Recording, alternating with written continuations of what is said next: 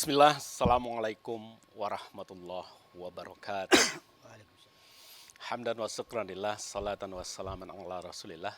Ashadu an la ilaha illallah wahdahu la syarikalah. Wa ashadu anna muhammadar rasulullah allazi la nabiyya ba'dah. Allahumma sholli ala Muhammad wa ala ali Muhammad. Pemirsa TVRI Sumatera Utara dimanapun Anda berada, kami sangat senang dan bahagia bertemu dengan Anda dalam acara Mimbar Agama Islam. Pada kesempatan ini kita mengangkat sebuah tema Islam rahmatan lil alamin. Ada satu pertanyaan, apakah Islam diperuntukkan hanya bagi orang-orang Islam? Tentu tidak. Bahwa Islam adalah rahmat bagi seluruh manusia atas perbedaan suku, agama, dan lain-lain. Begitu juga dengan alam semesta, yaitu hewan, tumbuh-tumbuhan, dan segala sesuatunya yang melata di bumi ini adalah rahmat bagi semesta alam. Baik, pemirsa TVRI Sumatera Utara dimanapun Anda berada, untuk membahas topik yang begitu menarik ini di studio telah hadir narasumber yang cukup kita kenal di Sumatera Utara. Beliau adalah guru besar Fakultas Usuluddin, tepatnya Kaprodi Akidah dan Filsafat Islam Fakultas Usuluddin. Kita panggilkan Bapak Profesor Dr. Katimin MAG. Assalamualaikum Pak Prof. Waalaikumsalam warahmatullahi wabarakatuh. Apa kabar Pak Prof? Alhamdulillah sehat. Cerah nampaknya Pak. Alhamdulillah. Alhamdulillah. Baik, pemirsa TVRI Sumatera Utara dimanapun Anda berada, untuk mengambil hikmah dan berkah dari dialog ini, lebih dulu kita mendengarkan ayat-ayat suci Al-Quran yang dikumandangkan oleh qori kita, yaitu Adinda Muhammad Helmi Rida, yang akan membacakan Quran Surah Al-Anbiya ayat 10-14. Mari kita simak bersama-sama. A'udzu billahi minasy syaithanir rajim.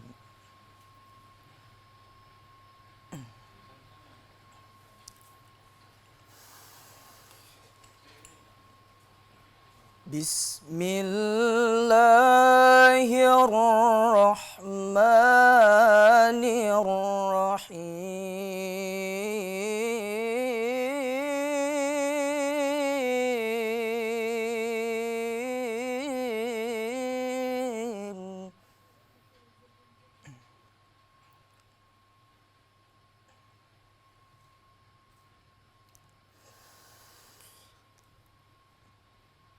وَلَقَدْ كَتَبْنَا فِي الزَّبُورِ مِن بَعْدِ الذِّكْرِ أَنَّ الْأَرْضَ يَرِثُهَا عِبَادِيَ الصَّالِحُونَ.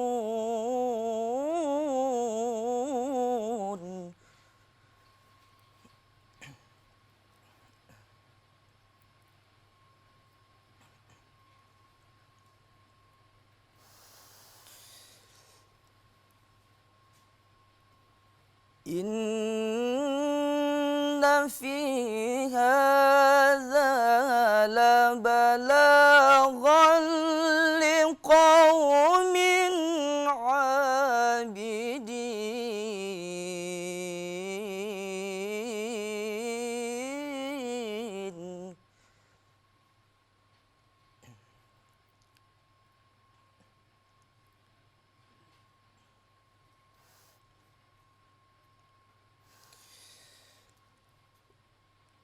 وَمَا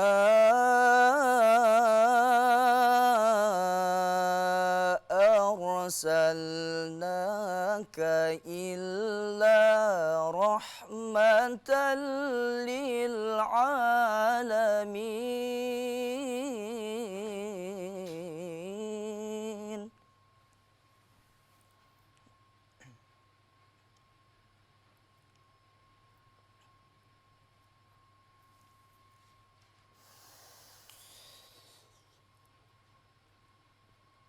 قُلْ إِنَّ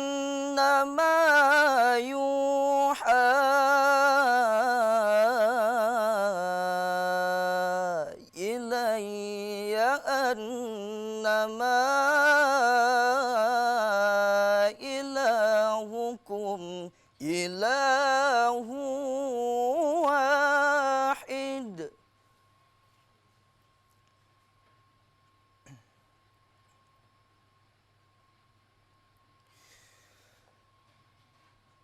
فهل أنتم مسلمون؟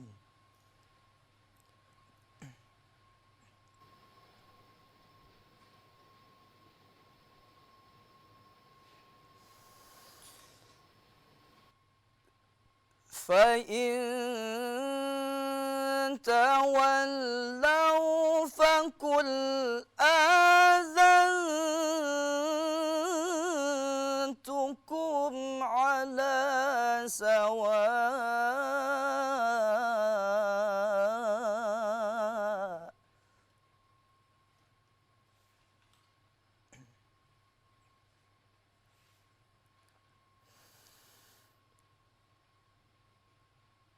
وإن أدري أقريب أم بعيد ما توعدون.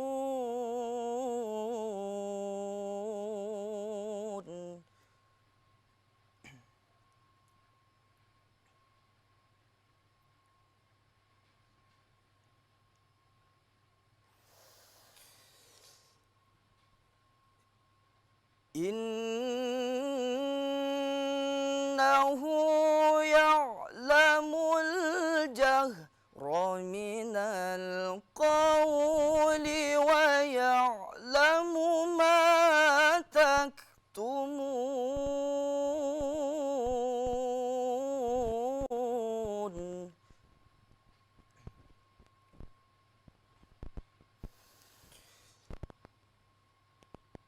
إنه يعلم الجهر من القول ويعلم ما تكتمون.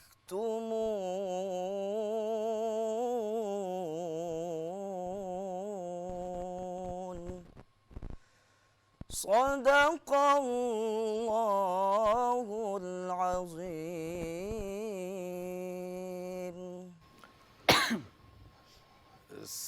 Sadaqallahul azim.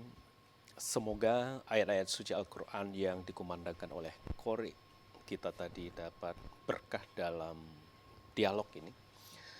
Pemirsa TVRI Sumatera Utara dimanapun Anda berada, langsung saja kita berdialog dengan narasumber kita pada hari ini, yaitu Bapak Profesor Dr. Katimin MAG. Assalamualaikum Pak Prof. Waalaikumsalam warahmatullahi wabarakatuh. Tema kita ini cukup menarik, apalagi ini berada dalam bulan Rajab, Prof. Jadi sebentar lagi Ramadan. Ya. Jadi kita berbicara tentang Islam rahmatan lil alamin. Ya. Bagaimana sebetulnya bentuk dari agar Islam itu menjadi rahmat bagi sekalian alam. Karena apakah misalkan bagi umat yang berbeda ataupun alam semesta seperti hewan dan tumbuh-tumbuhan itu ada semacam resep atau ajaran Islam untuk menjadi rahmat bagi sekalian alam. Silakan ya Pak Prof. Baik, terima kasih. Jadi konsep rahmatan lil alamin ini kan sebenarnya konsep yang sudah lama lah, Ya. tidak baru kan. Ya. Gitu. Hanya saja dipahami selama ini seolah-olah dia hanya sebatas konsep lip service belaka begitu ya. Lip service Service istilahnya. kebanyakan begitu dipahami Iya, iya. orang. Pokoknya kalau sudah mengucap rahmatan lil alamin sudah oke lah begitu kan. Sudah oke. Tapi belum diimplementasikan dalam kehidupan nyata sehari-hari. Belum menjadi karakter di Iya, dalam belum jadi kegiatan karakter sehari-hari. budaya sehari-hari begitu. Iya, iya, Bro. Padahal kalau kita lihat Kamus Besar Bahasa Indonesia, rahmat itu kan artinya banyak ya. Di antaranya ada rahmat, karunia. Jadi Islam rahmatan lil alamin itu harus menjadi rahmat, karunia. Pokoknya segala macam bentuk kebaikan dan kebermanfaatan bagi umat manusia. Ya. Maka kalau kita periksa lebih lanjut hadis-hadis Nabi ya, itu sebenarnya ada 3 bentuk rahmat di alam itu. Iya. Ya. Jadi rahmat pertama, rahmat bagi seluruh manusia, untuk manusia gitu ya. Jadi Islam harus menjadi rahmat, menjadi karunia, menjadi sumber kebaikan untuk seluruh manusia. Ya. Yang kedua, bentuk kedua adalah rahmat untuk orang beriman. Ya. Ya, rahmat orang beriman ya. Jadi manusia dan orang beriman, gitu. Satu lagi rahmat ya bagi pribadi ya. Ya. Nah, gitu. Jadi untuk seluruh alam maksudnya. Jadi seluruh alam manusia orang beriman. Jadi itulah bentuk kalau kita intisarikan ya. Jadi itulah bentuk rahmat yang kita pahami ini. Jadi untuk sekalian alam, Ya. mengecil lagi manusia dan orang beriman begitu. Ya. Baik, Bapak. Sebagaimana yang dibacakan oleh korek kita tadi bahwa tidak diutus Nabi ke permukaan bumi ini kecuali rahmat bagi sekalian alam. Tapi ada sering menjadi masalah di antara umat beragama atau suku yang berbeda. Ini seolah-olah ada ajaran Islam yang salah. Ya. Bukan apa namanya menjadi kenyamanan bagi orang lain. Ini bagaimana persoalannya ini, Prof? Ya. Mungkin bisa diperjelas, Pak. Baik. Jadi tadi kan kalau kita bisa elaborasi lebih lanjut ya, Iya. bahwa rahmatan lil alamin itu kan Islam harus hadir menjadi agama yang memberi manfaat ya, Ya. memberi kebaikan, memberi keajas manfaatan kepada seluruh alam lah begitu ya, seluruh alam. Nah itu dimulai sebenarnya dari beberapa, misalnya apakah keadaan kita ini memberi manfaat bagi manusia. Dalam lahirnya kan kita sering orang mengucapkan kata kasar ya. Ya. Rahmat itu mengandung arti harus sopan santun, berlaku baik, itu kan, berlaku adil. Karena tadi definisinya kan bahwa rahmatan lil alamin itu adalah sumber atau keseluruhan dari kebaikan. Ya, keseluruhan dari sumber keajas manfaatan begitu. Ya. Jadi harus lemah lembut. Makanya kalau ada orang ngomong bahwa rahmatan lil alamin, atau dia sisi lain saya ingin menjelaskan bahwa rahmatan lil alamin adalah keseimbangan ya. Keseimbangan antara hablum minan nas dan hablum minallah. Hubungan ke atas dengan hubungan sesama manusia, horizontal dan vertikal begitu. Misalnya ada orang yang di masyarakat kan kalau orang sudah menunaikan hablum minallah ya, hubungan vertikal, sholatnya nggak tinggal misalnya kan, puasa, zakat, haji gitu kan, itu udah alim dikatakan. Ya. Tapi dalam kacamata Al-Quran, dalam perspektif Islam rahmatan itu belum. Kalau dia belum menghadirkan hablum minasnya itu baik begitu. Ya. Jadi harus seimbang antara hablum minallah vertikal dengan hablum minannas sesama manusia begitu. Ya. Jadi harus baik di ibadah vertikal, harus baik juga sesama manusia, kepada istri, bagaimana tutur kata, kepada keluarga, tetangga, kerabat kerja, begitu semua. Ya. Jadi tidak segampang dipahami selama ini. Kalau sudah sholatnya 5 waktu tambah sunat, udah rahmatan lil alamin, belum. Ya. Jadi ada keseimbangan antara itu tadi semua. Itu yang dikandung oleh kata-kata rahmatan lil alamin dalam Al-Quran itu. Mungkin bisa kita mengacu sedikit, Prof. Apa yang dilakukan oleh Rasul itu kan baru dalam bentuk wahyu tadi kan yang dibacakan. Iya. Bagaimana sebetulnya praktek ataupun perilaku yang diterapkan oleh Rasul? Misalkan mungkin kita mencoba bagaimana mempersaudarakan antara Muslim dengan Muslim, Muslim dengan non-Muslim di misalkan periode Madinah. Nah, ini mungkin dari perspektif pelaksanaan Rasul dan menegakkan ataupun mencerminkan Islam sebagai rahmatan lil alamin. Mungkin bisa dijelaskan, Pak Prof. Baik, kalau kita ingat, ya kita kembali kepada sejarah Rasul ya. Ya. Itu ketika lebih kurang 13 tahun di Mekah kan, umat Islam itu kan nggak banyak pengikutnya ya. Sekitar ratusan orang lah kalau kita baca bukunya, misalnya Philip Kahiti, The History of the Arab ya, atau buku yang lain. Nah, 13 tahun pengikut Islam nggak banyak, lebih kurang ratusan. Lalu kemudian ada perintah hijrah ke Madinah. Hijrah ke Madinah. Nah, orang yang hijrah ini kan orang-orang yang meninggalkan suami bagi istri ya. Orang-orang yang meninggalkan istri bagi suami, orang meninggalkan anak, orang yang meninggalkan family. Itu yang dinamakan dengan muhajirin. Gitu kan? Iya, muhajirin. Nah, mereka nggak bawa apa-apa. Nggak bawa harta, nggak bawa apa-apa lah. Pokoknya apa yang melekat dalam tubuh ini. Nah, ketika di sana itulah dicontohkan oleh Rasul. Rasul memerintahkan salah satunya adalah persaudaraan. Iya. Ya, paham persaudaraan itu. Jadi misalnya saya datang ke tempat, oh si Anu saudaramu si Anu ya. Nah, artinya saya ini udah menjadi keluarga si A. Ya. ya kan, Pak apa misalnya si B, Ya. kita menjadi saudara si C, udah jadi haknya sama. Ya. Dia tidak dapat bantuan, dapat hak seperti biasa itu. Itulah Ya, jadi salah satu jadi ada contoh. harus di apa ya, ada mempersaudarakan gitu, Iya, Pak. mempersaudarakan sesama muslim gitu. Baik Pak Prof, sebelum kita lanjutkan, pemirsa TVRI Sumatera Utara dimanapun Anda berada yang ingin langsung berdialog dengan narasumber kita pada hari ini bisa menghubungi pesawat online 0811 6100 386. Tapi sebelum kita lanjutkan, mari kita simak kombrek berikut ini.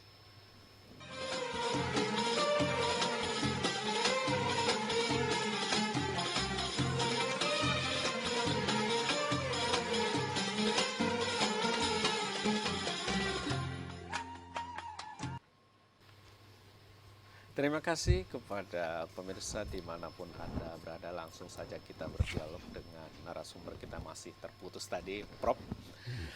Ada sekarang berbicara kita tentang Islam rahmatan lil alamin. Ada menawarkan misalkan pemerintah atau Kementerian Agama moderasi beragama, Islam wasatiyah, Islam moderat, Islam yang macam-macam. Ya.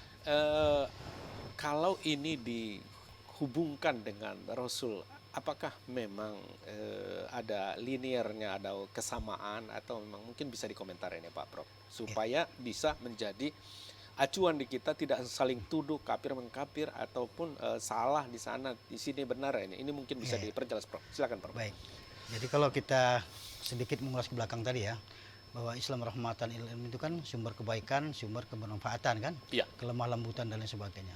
Tadi sudah dicontohkan Rasul ketika hijrah di Madinah, Di saling Madinah. tolong menolong, segala macam kebaikan, persaudaraan, membantu kan, berkasih sayang begitu kan. Iya. Nah sekarang ini kalau kita kaitkan dengan moderasi beragama di Kementerian Agama, Iya. maka moderasi beragama dikaitkan dengan ini ada 4 indikator. Iya. Ya, bahwa indikator dari moderasi beragama itu adalah pertama paham kebangsaan, cinta tanah air, Iya. ya, tidak ada radikalisme, ya, Ya. jadi toleransi, ya, Iya. kebangsaan, lalu mengakomodasi budaya lokal, budaya kita lah begitu kan, karena selama ini di kita ini seolah-olah kan budaya ini bertentangan dengan ajaran Islam. Jadi Islam dibenturkan dengan budaya, Iya. Islam dibenturkan dengan paham kebangsaan yang kita sebut dengan nasionalisme, gitu Ya. kan. Makanya apa yang sebut kita budaya dianggap kafir, semua salah. Iya. Mereka selalu merujuk misalnya soal Islam di Arab, gitu ya. Ya. Pokoknya kalau sudah berbau Arab ini seolah-olah sudah Islam rahmatan lil alamin. Ya. Padahal itu sebatas budaya, gitu ya. Ya. Nah inilah yang sekarang PR kita yang harus kita selesaikan ya. Islam dibenturkan dengan budaya. Padahal Islam ini kan sepanjang budaya tidak bertentangan dengan ajaran dasar Islam itu bisa dipakai. Al-adah misalnya ada kaidah ya, al-adah muhakamah begitu. Dan ini sudah dicontohkan oleh Songo. Oleh Songo itu kan mengislamkan Nusantara itu tidak langsung keras, ya lemah lembut, didekati di Kejawen di sana kan. Itu kan Hindu Buddha sudah sekian ratus tahun membumi di tanah Jawa, tapi Wali Songo datang dengan kelemah lembutan, dengan mengakomodasi budaya. Misalnya wayang. Ya. Wayang ini kan budaya Jawa yang berasal dari ada kaitannya dengan Hindu ya. Ya. Tapi dia tidak katakan haram, tidak begitu. Ya. Tapi dia cerita wayang itu disusupi dengan cerita-cerita perjuangan Islam, Ya. gitu. Jadi perkawinan, penggabungan antara Islam dan budaya sudah dimulai oleh Wali Songo. Itu yang Ya. disebut oleh NU itu Islam Nusantara, Ya. Islam yang mengakomodasi budaya begitu. Ya. Nah inilah, seandainya di Wali Songo keras, mungkin kita nggak akan menerima negara Indonesia ini sebagai negara yang mayoritas Muslim. Mungkin sudah banyak digorok itu Ya.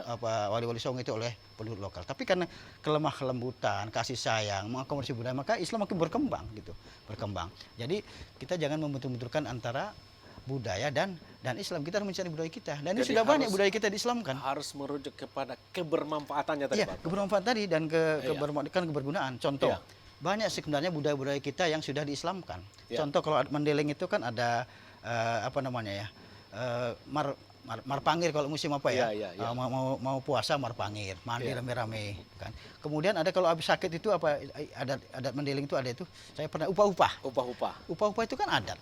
Iya. Tapi datang Islam diislamkan itu ada baca Quran, ya kan, Iya. ada selawat, ya kan, ada apa lagi doa. Doa. Jadi diislamkan. Nah di Jawa juga begitu. Ada kenduri kan, orang meninggal 3 hari diacari kenduri kan, 7 hari, 40 hari, 100 hari, bahkan sampai 1000 hari. Ini budaya. Awalnya kan budaya sebelum Islam ini, tapi Ya. kemudian diislamkan. Kita baca tahtim, bisa tahlilan kan, doa-doa. Inilah sebenarnya sudah banyak contoh dari Wali Songo bahwa antara budaya dan Islam itu tidak boleh dibenturkan, tapi bersinergi saling menguatkan. Inilah yang bagian dari rahmatan lil alamin lokal Indonesia itu. Iya. Dan ini dalam NU istilahnya Islam Nusantara itu begitu. Kalau Muhammadiyah kita kenal misalnya Islam yang berkemajuan. Iya. Itu juga sebenarnya. Jadi Iya. intinya ingin bahwa Islam rahmatan lil alamin ini adalah Islam yang mengedepankan sisi kemanusiaan, ajas kebermanfaatan, kebergunaan begitu. Jadi tidak membentur-benturkan, apalagi membenturkan dengan negara. Ini belum kita jelaskan lagi kan. Iya. Tadi membenturkan dengan budaya. Nah, sekarang dibenturkan lagi dengan negara. Nah, sampai-sampai misalnya kalau kita menghormati bendera merah putih itu dianggap syirik. Iya. Karena telah Menduakan Tuhan. Iya, menganggap itu Tuhan, menyembah bendera, padahal kan bukan. Itu Iya. wujud cinta kita kepada negara. Simbol negara itu diantaranya adalah bendera. Ini kan satu pemikiran agama yang picik. Sama dengan kita tradisi Jawa. Kalau Lebaran itu kan tradisi Jawa itu sungkem, itu kan. Nah, ini sungkem juga dianggap oleh mereka ini yang beraliran membenturkan agama dan kebangsaan itu dianggap sebagai syirik karena Iya. menganggap nyembah ibu bukan menyembah Tuhan. Padahal itu bukti kecintaan saja gitu, kecintaan kepada ibu. Banyak hal lain yang intinya kita dibenturkan antara paham nasionalisme dengan keislaman. Seolah-olah Islam dan kebangsaan ini dibentur-benturkan, disalah-salahkan. Iya. Nah, ini bagian dari yang kita sebut dengan Islam rahmatan lil alamin itu seperti itu. Jadi banyak dimensinya luas.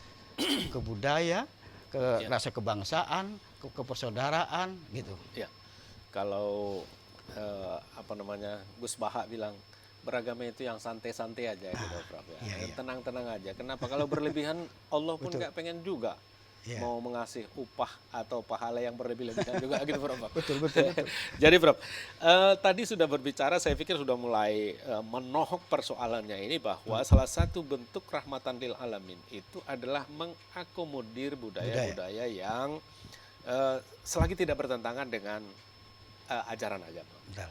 Kalau memang secara aurat, misalkan terbuka di dalam budaya itu, secara otomatis Al-Quran, hadis menolaknya. Kan begitu, Pak? Betul. Mungkin ada lagi sisi yang lain agar Islam sebagai rahmatan lil alamin dalam konteks keindonesiaan misalkan, agar membawa kenyamanan, kebahagiaan, dan kebermanfaatan. Mungkin ada yang mau disoroti lagi nih persoalan-persoalan yang berhubungan dengan Islam wasotia, Islam rahmatan lil alamin, Islam moderat. Mungkin silakan lagi, Pak Prof. Selain dari budaya tadi, Prof. Iya. Jadi kalau masyarakat awam mungkin tidak begitu paham misalnya moderasi beragama ya, atau Islam wasatiyah itu. Sebenarnya beberapa istilah yang esensinya sama ya. Bahwa Islam yang mengedepankan sisi kemanusiaan, Islam yang mengedepankan kebermanfaatan, Islam yang mengedepankan keadilan. Pokoknya sumber kebaikan itu Islam rahmatan lil alamin. Dan ini yang jarang dipahami oleh masyarakat awam itu. Jadi ada nilai keseimbangan lagi kan. Ada tadi, Prof, mungkin bisa diperjelas, Prof. Tadi sisi kemanusiaan. Di ketika seseorang jatuh di jalan, misalkan, nggak usah ditanya lagi agamanya apa. Iya, betul. Jadi lebih menonjolkan persoalan kemanusiaannya daripada persoalan yang berkaitan dengan bentuk. Betul. Ini agamanya apa? Betul. Ini organisasinya apa? Ini mungkin bisa diperjelas lagi dalam bentuk penjabaran yang lain persoalan kemanusiaan. Silakan, Pak. Jadi contoh konkret yang sekarang masih perdebatan itu kan soal membantu sisi manusia kepada yang lain beragama. Saya sudah mencontohkan dan saya banyak dikritik orang. Jadi 5-4 tahun yang lalu saya berkorban membawa lembu saya dari UIN itu ke kampung saya yang mayoritas Kristen. Itu tepatnya di desa Kampung Jawa, desa Marinding, Kecamatan Marinding. Itu saya perintahkan, Kabupaten Karo. Kabupaten Karo. Saya kirim 2 ekor lembu. Kebetulan di sana ada 300 lebih lah kakak ya. Dapat sedikit lah ya. Saya bilang, coba dikasih semua itu bukti kita jangan beda-bedakan, semua dapat. Di sana ada yang minoritas Kristen, ada sekitar 10% lah. Saya perintahkan, dapat, mereka senang. Akhirnya hubungan masyarakat ini bagus, implikasinya gitu kan. Jadi memandang Islam itu, ternyata Islam begini ya. Nah, selama ini kan berkembang juga di kalangan kita, nggak boleh masa ngasih kurban kepada Kristen begitu kan. Ini perlu contoh, ini contoh konkret. Ya kita padahal mulai. Cuma perasaannya, di dalam hukum boleh. Iya, dia boleh, saya kira boleh. Nah, boleh. Sama dengan kita membantu masjid. Saya pernah ditanya orang, boleh nggak kita bangunan masjid dibantu oleh orang Kristen? Kenapa nggak boleh? Gitu kan. Nah, ini kan kita kadang-kadang sempat begitu gitu. Nah, cara berpikir memahami agama itu seperti itu. Jadi harus kita contohkan. Misalnya kalau orang sakit kan, atau kecelakaan tadi kan, Iya. masa kita tanya, agamamu apa? Ya. Kan nggak begitu kan? Iya, iya, Prof. Atau kita mau apa namanya ya? Rumah kebakaran. Iya. Itu rumah siapa? Si anu, agamanya apa? Kan nggak begitu juga. Iya. Itu sisi kemanusiaan. Ini yang harus kita sering kembangkan, kita Iya. sadarkan masyarakat bahwa Islam itu agama yang sangat kental dengan sisi-sisi humanisme kemanusiaan itu. Gitu. Agama cukup dalam hati. Nah, itu bagian dari ajaran agama gitu. Dan semua bahkan Prof, saya baca di jurnal, semua agama yang ada di Indonesia ini sebetulnya adalah sangat menghargai manusia dan kemanusiaan gitu. Betul, betul. Mungkin dalam agama Islam juga persoalan kemanusiaan itu adalah hal yang harus dihormati di atas segala kepentingan, atas segala golongan mungkin. Betul, betul. Baik, selain dari persoalan kemanusiaan, persoalan keadilan juga Betul. adalah salah satu bentuk ajaran barangkali Islam rahmatan lil alamin. Betul. Mungkin bisa dikomentarin, Prof. Ya. Silakan, Prof. Adil, misalnya kalau kita baca bukunya Al-Adilah Said Kutub ya, Iya. itu adil itu tidak membeda-bedakan agama. Oh gitu, Prof. Iya, jadi adil itu berlaku semua makhluk, ya sesuai dengan definisi rahmatan lil alamin tadi. Ya. Gitu. Makanya dalam konteks bernegara misalnya, katakanlah Jokowi ya. Sekarang Iya. presiden kita Jokowi, mau tak mau ya kita terima. Sebagian orang mungkin nggak suka ya. Iya. Jadi kalau Jokowi menyambangi misalnya komunitas Kristen di Papua, membangun Papua, Trans Papua dan lain sebagainya. Kan banyak juga orang kita, masa tidak adil itu. Iya. Kita nggak dibangun itu. Posisi dia sebagai kepala negara. Itu bagian dari bentuk keadilan dan itu bagian dari rahmatan Islam ini yang harus dikejawantahkan gitu. Jadi keadilan itu tidak memandang suku, bangsa, agama. Ya. Dimanapun keadilan itu harus diterapkan begitu. Itu kalau kita baca bukunya Al-Adalah Said Kutub, itu yang pernah saya baca ya. Ya. Seperti begitu. Jadi nggak ada itu kalau adil harus sama Islam, enggak, ajaran Islam tidak mengajarkan itu. Ya. Begitu. Ya, baik, Prof. Sebelum kita lanjutkan, Prof, kita lanjutkan setelah nanti, Prof.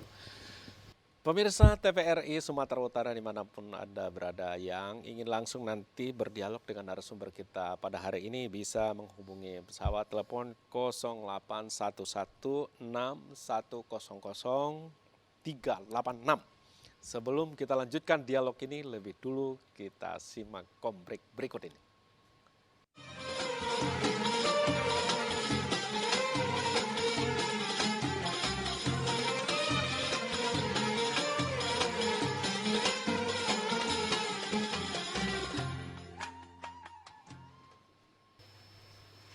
Pemirsa TVRI Sumatera Utara dimanapun Anda berada, langsung saja kita berdialog dengan narasumber kita yang sudah terputus tadi. Prof, tadi masih banyak yang mau kita bahas termasuk persoalan keadilan, persoalan toleransi di dalam beragama agar Islam ini menjadi rahmatan lil alamin. Sebetulnya bisa atau enggak kita merujuk kepada apa yang dilakukan oleh Rasul, misalkan masyarakat Madinah, kalau dalam terjemahan ataupun pendapat Nurholis Majid, masyarakat Madani, beberapa cirinya adalah musyawarah, musawwa, yaitu persamaan hak, persamaan derajat di hadapan hukum. Gitu. Mungkin bisa dikomentari persoalan toleransinya, Prof. Silakan, Prof. Baik, jadi sebenarnya kalau kita kaitkan dengan Islam rahmatan lil alamin dengan moderasi beragama itu sebenarnya adalah ini sudah bagian inti dari ajaran Islam sesungguhnya. Artinya mengkaji ulang lah sebenarnya gitu ya.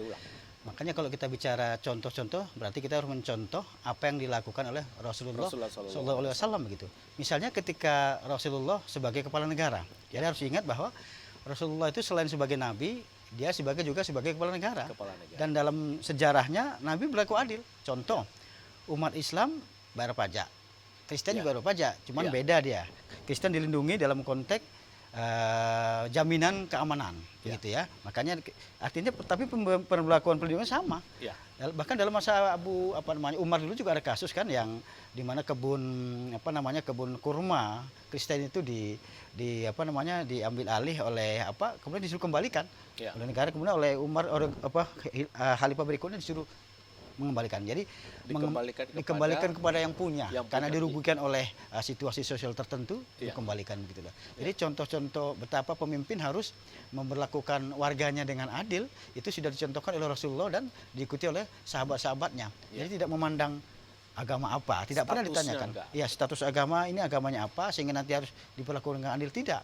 Ya. Jadi adil itu seperti tadi, dia melingkupi semua agama, melingkupi semua suku, begitu. Ya.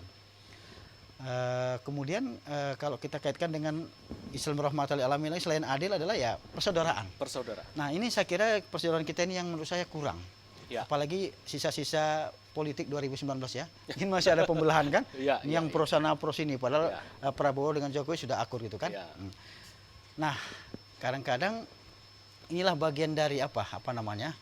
Islam rahmatal lil alamin itu adalah tadi kelemah lembutan yang belum kita singgung. Ya. Maka dalam menghadapi nanti pemilu ini ya saya kira ini harus kita terapkan mencontoh Rasulullah yang Ya. tidak yang berlaku lemah lembut. Dia dilempari tai onta, diancam, tidak lemah lembut. Ya. Gitu kan, tidak pernah dia membalas. Kita ini kan nggak berkembang paham. Kalau beda paham katanya kafir, langsung Ya. begitu kan, bunuh. Inilah paham-paham radikal yang berkembang di tanah air kita pasca reformasi tahun 2000 ya kan itu. Ya, ya. Setelah reformasi bebas Ya. semua. Jadi orang-orang mengkampanyekan seolah Islamnya dia sendiri gitu. Ya. Yang kita lakukan semua salah semua. Ya. Negara semua salah. Yang berhak masuk surga seolah-olah ya dia sendirian kelompoknya. Ya. Yang istilah kita aliran takfir. Ya. Semua dikafirkan. Ya. Ini sebenarnya lawan Islam rahmatal lil alamin tadi menghadapi seperti. Sebenarnya kelompok ini kecil. Ya. Hanya mereka ngotot, mereka berani sehingga seolah menjadi bagian besar dari jumlah umat Islam itu. Bahkan seolah-olah itulah ajaran Islam yang sebenarnya. Betul loh. Dan seolah itu gambaran Islam. Makanya Ya. di barat sana kan ada sekarang Islamofobia kan. Tengok yang kalau kita lihat perkembangan antara di Swedia kalau nggak Ya. salah ya, Ya. membakar Al-Qur'an. Kan itu Ya. kan membakar Al-Qur'an kan.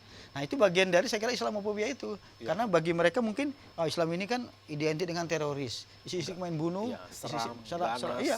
Main pedang, keras membakar gitu. begitu. Nah, inilah Islam rahmatal lil alamin ini yang dikembangkan oleh Persi NU dengan Islam Nusantara itu adalah Islam yang rahmah, Islam yang penuh persaudaraan, yang musyawarah ini. Bahasa NU-nya itu Islam Nusantara. Ya. Beda istilah saja. Ya. Kalau bahasa Muhammadiyah Islam yang berkemajuan tadi kan. Tapi Ya. oleh orang yang benci terhadap istilah ini kan seolah itu Islam apa itu? Islam ya Islam. Ya nggak bisa begitu. Islam ini kan itu hanya memudahkan identifikasi saja, sebutan-sebutan saja itu. Tapi sering tertuduh, Prof. Ketika misalkan seorang Muslim, seorang ustadz sering duduk bersama dengan berbeda agama, Ya. seolah-olah dituduh sudah menyimpang dari persoalan akidah. Ini bagaimana komentar Ustadz? Ya. Silakan, Pak. Nah itu tadi makanya kalau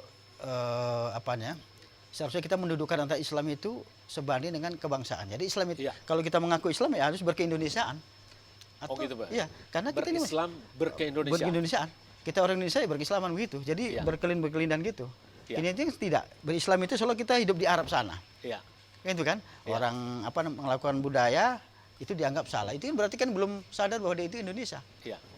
Inilah yang diseimbangkan, dimoderatkan oleh Hasyim Asy'ari. Iya. Dari yang menggabungkan antara Islam dan nasionalisme. Sehingga diterimanya Pancasila sebagai Iya dasar betul, negara. sehingga Pancasila diterima. Nah ada lagi sebelumnya itu kan Islam rahmatal lil alamin ditarik lagi, mengerucut lagi, modus beragama dalam tingkat akidah itu apa yang dilakukan oleh Abu Hasan Asy'ari ya, Iya. yang Mu'tazilah kan mengagukan akal dalam Iya. berakidah ya, dalam aliran-aliran teologi. Lalu dia datang, ada orang yang mengagukan Quran saja teks. Ya, Iya. kalau udah Quran yang Ustaz tafsirkan. Ini kan ekstrim namanya. Iya.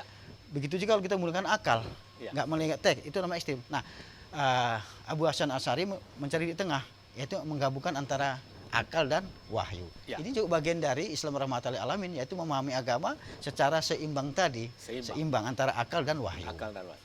Sungguh sangat menarik tadi, Prof. Berislam berbangsa. Ya, Islam berbangsa. harus Indonesia. harus Satu nafas. satu napas, Ya. tidak boleh terpisah. Dalam Islam ada beberapa sumber. Al-Qur'an, Ya. yaitu Hadis. langsung wahyu dari Allah, kemudian hadis, Mhm. tetapi ada kesepakatan. Ya. Lampu merah itu termasuk kesepakatan, Pak. Ya, betul. Nah, jadi artinya mungkin banyak hal-hal yang belum nyambung kepada banyak orang apabila ada dilaksanakan oleh negara sementara ini tidak negara Muslim. Mhm. Nah, itu togut. Ini mungkin Ya. bagaimana komentar Ustaz? Ya. Silakan, Pak. Betul. Jadi sebenarnya kita ini masih banyak hal kecil yang harus kita benahi ya. Ya. Membuang sampah. Ya. Itu kan sebenarnya bagian rahmatal lil alamin. Ya. Saya sering menyaksikan kalau orang pagi-pagi lewat itu, saya kebetulan tinggal di Bandar Setia kan. Ini Ya. orang naik kereta atau naik mobil buang sampah. Sehingga jalan-jalan tertentu pun dengan sampah kan bau, itu mengganggu lingkungan. Kalau Islam rahmatan lil alamin itu Islam yang menghargai, yang memberi rahmat bagi lingkungan alam tadi kan. Ya. Itu contoh-contoh kecil. Lampu merah tadi. Ya. Itu harus kita contohnya lah. Ini kan kita enggak. Asal nggak ada kendaraan lampu merah pun terobos. Itu bagian dari bukan menggambarkan Islam rahmatan lil alamin. Ini Gitu. kan milik negara nih, ini dibilangnya pula. Itu yang tidak bisa Nah, itu. ini bagaimana ini, Prof? Itulah Kan pemahaman kadang-kadang- agama yang perlu kita luruskan. Iya. Ini saya kira pengaruh dari Salafi Wahabi Iya. yang berkembang selama ini. Oh gitu, Prof ya. Betul, dipengaruhi seolah-olah ini togut kan, pemimpinnya togut. Itu kan ajaran mereka, membenci Iya. negara, Iya. membenci keluarga. Tengok kalau yang sudah dicuci otaknya itu. Iya. Itu kan membenci orang tua pasti. Durhaka dia itu akan melawan orang tua, bahkan membunuh orang tuanya. Iya. Membenci masyarakat, membenci negara. Iya. Karena bagi dia membunuh diri itu apapun tujuannya, itu dia menganggap masuk surga, mati syahid. Iya. Padahal sesungguhnya dia itu mati sangit bahasa Jawa. Mati sakit, Bukan ya. mati syahid ya, mati Iya. sangit. Baik, Prof. Masih mungkin Islam berbangsa berislam. Ya. Tadi supaya Islam ini menjadi rahmatan lil alamin, apalagi dalam konteks keindonesiaan yang heterogen, agama, suku dan lain-lain. Ini persoalan yang berkaitan dengan cinta tanah air ini, penjabarannya sebagai Islam rahmatan lil alamin ini mungkin ada lagi yang mau dikomentari nih Pak. Ya. Prof. Silakan Pak Prof. Jadi karena kita ini dari Kementerian Agama ya. Ya. Kementerian Agama itu sudah merumuskan indikator dari apa yang disebut dengan moderasi itu. Iya. Pertama toleransi. Ya kalau kita berbeda agama boleh. Ya. Jadi moderasi beragama bukan moderasi agama. Yang Ya. tidak boleh itu moderasi agama. Agama nggak boleh moderasi. Karena agama ajarannya sudah jelas. Ya. Dalam Al-Quran dan hadis dan seterusnya. Tapi kalau moderasi beragama, Ya. itulah yang perlu kita betulkan. Ya. Apa itu artinya? Moderasi beragama itulah membangun sikap berpikir, ya, bersikap bagaimana menghargai orang yang berbeda dengan kita, apakah Ya. itu agama, keyakinan dan kepercayaan. Ya. Itu. Ya, makanya salah satu indikator moderasi beragama itu toleran. Yang kedua anti kekerasan yang kedua. Ya. Jadi kalau ada kekerasan atas nama apapun dia, itu harus kita kita larang. Atas nama Ya, kemanusiaan. atas nama manusia dan atas nama agama. Dan Kan sering kan? pasti sudah atas nama agama. Iya, sering kan orang kan tengok di YouTube di beberapa YouTube ya, itu mengucapkan takbir, Allahu Akbar, membunuh orang. Allahu Akbar, menghancurkan rumah. Itu bagi mereka seolah itu darah mati. Bukan, itu yang melanggar agama tadi, menyalahgunakan agama. Itu Ya. contoh-contoh konkret tadi indikator dari moderasi beragama. Yang kedua kan, yang ketiga mengakomodasi budaya, menghargai budaya lah. Ya. Lihat, Cina, Jepang, ya, kemudian Korea yang maju karena menghargai budaya, modern, tapi tetap budaya jalan. Budaya lokal ya, Pak. Kita ini seolah negara paling maju, padahal kita belum maju kan, Ya. dan tidak menghargai budaya. Seolah budaya itu bertentangan dengan agama. Ya. Nah itu penyakit Ustadz kita. Prof pakai batik kan. Ya ini batik, Ya. ini kan budaya lokal. Ini Budaya bagian lokal. dari kita ya kan. Nah, Dari ya itu. Jadi Jadi, menghargai budaya. Islam Yang menghargai itu iya, Islam menghargai budaya. Yang terakhir negara. negara. Islam dan negara itu jangan dibenturkan, Ya. tapi disandingkan. Sama dengan satu koin mata uang kan. Koin mata uang itu kalau satu sisi kan nggak berguna itu, harus dua-dua. Begitulah agama dan negara itu tadi, atau budaya dan agama. Ya. Itu indikator yang diberikan oleh Kementerian Agama. Kementerian Agama. Nah, baik Prof, masih dalam konteks persoalan-persoalan yang rahmatan lil alamin. Jadi terkadang pemahaman kita tentang rahmatan lil alam itu kalau sudah baca Al-Quran, sudah sholat, sudah puasa, sudah zakat, sudah selesai. Iya. Nah, bagaimana implementasi ataupun pelaksanaannya, perwujudannya di dalam keluarga nih, Prof? Ini mungkin yang terakhir bagiannya. Tadi kita sudah berbicara rahmatan lil alamin bagaimana dalam bentuk berbangsa. Iya. Ini dalam bentuk keluarga, Keluarga, ini mungkin boleh diceritakan merujuk kepada apa yang dilakukan oleh Rasul. Prof, silakan Prof. Ya. Rahmatan lil alamin dalam bentuk negara tadi sudah ya, Iya. yaitu agama ya negara ya berislam ya berindonesia tadi sudah Iya. kan. Nah, sekarang bagaimana implementasi dari rahmatan lil alamin dalam keluarga? Iya. Dalam keluarga ini kan ada ayah ya kan, Iya. istri, suami gitu ya, Iya. anak. Rahmatan lil alamin berkasih sayang. Iya. Bagaimana hubungan keluarga itu ya berkasih sayang, melemah lembut di dalam rumah tangga itu komunikasi bagus, Iya. saling menghargai, begitu itu bentuknya. Jadi kalau dia sholat 5 waktu tapi kemudian menghajar anaknya gitu Iya. kan, membentak, menghardik, itu sudah keluar dari rahmatan lil alamin yang kita maksudkan ini Iya. gitu. Jadi rahmatan lil alamin itu harus dipraktekkan di dalam keluarga betul. Lalu bertetangga bagaimana? Apakah kita bertetangga masih ada yang nggak bercakapan gitu kan? Iya. ini mengaku sholatnya nggak tinggal kan, haji entah berapa kali kan, tetapi Ya. tetangga nggak bercakapan. Ya. Itu tidak disebut dengan belum menerapkan Islam rahmatan lil alamin. Islam begitu. rahmatan lil alamin. Iya, jadi harus tercermin dia di keluarga, masyarakat, dan terakhir tadi negara. Bahkan internasional kan, internasional. Harus begitu. Jadi Rasul bilang, mengatakan Prof, jika nanti anak saya si Fatimah mencuri, saya akan potong Ya, tangannya. betul. Ini bagaimana Contoh, ini? kan? Persoalan tegas dan Ya, kasih ya. sayang. Ini mungkin dijelaskan sekali lagi, Prof. Iya. Makanya sebenarnya keteladanan yang penting itu, rahmatil alamin ini harus keteladanan. Tidak Keteladanan. bisa kita menyuruh anak kita sholat kalau kita nggak sholat. Iya. Saya alhamdulillah misalnya melarang anak saya merokok misalnya kan. Saya Ya. nggak merokok, memang saya nggak merokok. Maka Ya. dia anak saya alhamdulillah tidak merokok tiga-tiga. Tidak Dia ada kira yang begitu sebenarnya. Ya. Jadi sebenarnya tidak perlu banyak yang kita cakapkan dengan anak. Kalau kita teladankan saja, misalnya sholat berjamaah di rumah dengan istri, Ya. alhamdulillah kita jalankan. Pasti Ya. anak, bapak saya sholat. Tanpa kita suruh sholat, pasti dia sholat. Iya. Jadi menerapkan rahmatul lil alamin keluarga itu dengan teladan. Dan ini bagian dari apa juga? Budaya kerja Kementerian Agama seperti itu. Di antaranya adalah keteladanan. Keteladanan. Iya, keteladanan dan sesuai Ya. dengan lapar Islam. Baik, Prof, nanti kita lanjutkan. Pemirsa TVRI Sumatera Utara dimanapun Anda berada, sebelum kita lanjutkan dialog ini, lebih dulu kita simak kombrek berikut ini.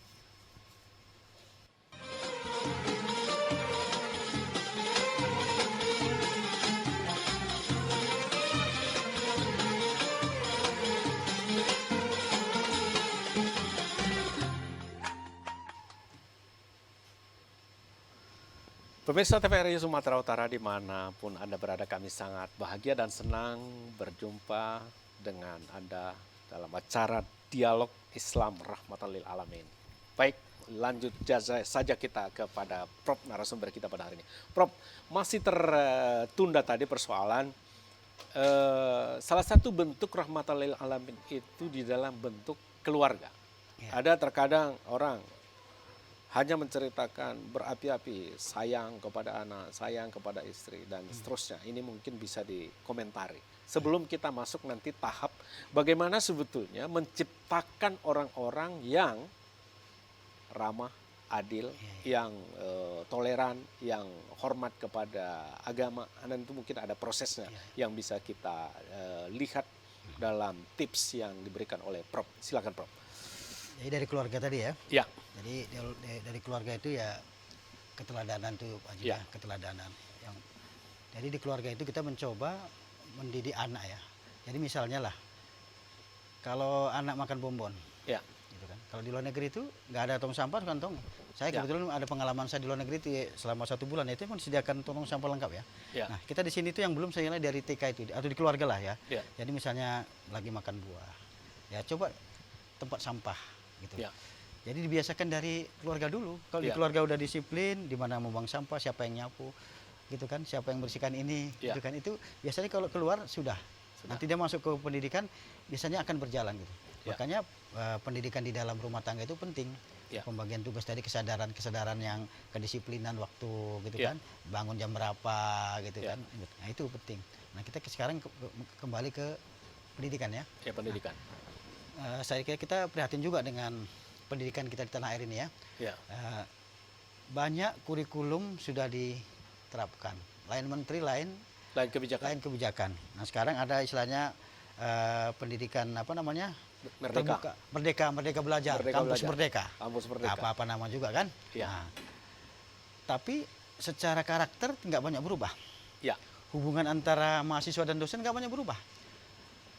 Mahasiswa kepada dosen penghormatannya kurang. Ya. Menghargai guru itu kurang. Ya. Itu yang saya lihat. Di mana salahnya ini? Kan kira begitu kan? Ya, ya. Padahal sudah banyak metode ini kan, teori sudah dilakukan. Ya. Nah, saya mengalami sini kan sebagai dosen kan, itu saya kira yang kurang. Jadi penghargaan mahasiswa terhadap guru dosen. Kadang-kadang Ya. sebagian kita guru juga beda memperlakukan kepada mahasiswa. Jadi misalnya kita janji dengan mahasiswa nih, ya kan, Ya. mau diskusi bimbingan jam 1, kita datang lebih jam 1. Ya. Kan kadang-kadang kita nggak sadar sebagai dosen, sebagai tenaga pendidik memberikan contoh yang tidak Tidak disiplin. Ya. Katanya jarang kita sadari ini. Makanya untuk memperbaiki ini semua, saya kira dimulai dari selain rumah tangga ini pendidikan juga kita harus dimulai dari lagi-lagi ya keteladanan tadi. Ya. Selain kurikulum ya, kalau kurikulum itu sekarang kan bisa baca sendirilah, buka HP apa yang nggak ada di Google kan. Ya. Tapi yang penting tadi lagi-lagi keteladanan dari kita lah. Ya. Kita kepada bagaimana memperlakukan mahasiswa, bagaimana kita memperlakukan sesama tenaga pendidik Ya. sebagai dosen gitu. Nah kalau ini udah kita terapkan, saya berkeyakinan karakter ya, itulah bedanya pendidikan dengan pengajaran kan Ya. gitu kalau dari Bagus Tarbiyah ya. Iya, iya. Pendidikan itu ya, apa namanya yang kita terima secara teori gitu. Kalau pengajaran ini lebih kepada apa namanya ya, afektif atau apa ya, perilaku lah ya, Tapi mengajari paling tidak contoh ada gitu. transfer pengetahuan dan nilai. Iya, selama ini Jadi, mungkin banyak transfer ilmu saja. kognitif saja, ilmu, teori-teori. Iya. Tapi transfer rasa, ya kan? Iya. Apa spiritual, itu yang kurang saya lihat. Iya. Sentuhan-sentuhan hati kurang. Mengajarlah dengan hati, itu kan, membimbing dengan hati. Kita ini enggak siap, belum, salah, pulang, gitu kan? Kan begitu, Iya, karena iya. begitu, saya menjumpai begitu hubungan antara mahasiswa dan dosen. Coba kalau dilakukan, gimana apa yang bisa saya bantu? Kan enak Iya, ini. iya. Itu Jadi yang jarang kita ada sadari. proses transfer nilai. Iya, jadi ada Baik. transfer nilai, transfer apa spiritual, hati, Spiritual. apapun namanya kan. Yang jelas tidak hanya transfer kognitif berupa teori-teori ilmu. Iya baik Prof. Tadi untuk menciptakan Islam sebagai rahmatan lil alamin dan Muslim adalah sebagai pelakunya, Iya, tentu ada rekayasa kepribadian betul. atau the engineering sosial gitu. Artinya Social rekayasa engineering, ya. social engineering ataupun merekayasa masyarakat ini sesungguhnya apa yang harus kita buat supaya tercipta orang yang toleran, orang yang adil, orang-orang yang sayang kepada keluarga, orang-orang yang sayang terhadap manusia dan kemanusiaan. Iya. Mungkin ada lagi yang harus kita komentari dan merujuk kepada apa yang dilakukan oleh Rasul Pak Prof. Silakan Pak Prof. Jadi tadi kita sudah mencontohkan seandainya Aisyah, gitu kan? Ya, Anak saya kata Rasul mencuri akan saya potong tangannya. Ya. Itu kan bentuk ketegasan. ya, Jadi seorang orang tua kan. ya, Nah kita pun di dalam keluarga dan apalagi bernegara perlu ketegasan juga. Nah sekarang kan banyak pelanggaran-pelanggaran. Kenapa? Karena tidak ketegasan penegakan hukum itu, law enforcement itu nggak jelas kan. Iya. Jadi social engineering, rekayasa sosial itu memang harus dipaksa dulu. Aturannya harus tegas, nggak bisa. Untuk membudaya itu, contoh dulu tahun 80-an kan nggak banyak orang pakai peci, pakai jilbab Iya, ya. iya. Tapi kemudian orang pakai jilbab semua. Kenapa? Karena dipaksa dia harus pakai jilbab. diatur. Nah, diatur, mentaati aturan dulu. Ya. Nah setelah itu dia baru merasa, oh gitu. Nggak bisa tiba-tiba dia berbudaya kalau nggak ada Tidak mentaati ada aturan. aturan. Ya dipaksa dulu baru membudaya. Ya baik Prof. Gitu. Tidak terasa kita sudah sampai ke penghujung waktu Prof. Mungkin sekitar 1 menit sebagai kesimpulan Prof. Silakan Prof. Baik, terima kasih hadirin sekalian dimanapun berada.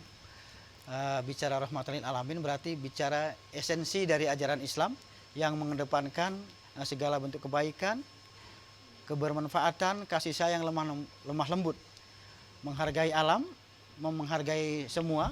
Ini adalah inti rahmatan lil alamin. Jadi mari kita sama-sama mengkoreksi diri sejauh mana apa yang kita lakukan ini sudah sesuai dengan rahmatan lil alamin tadi atau tidak.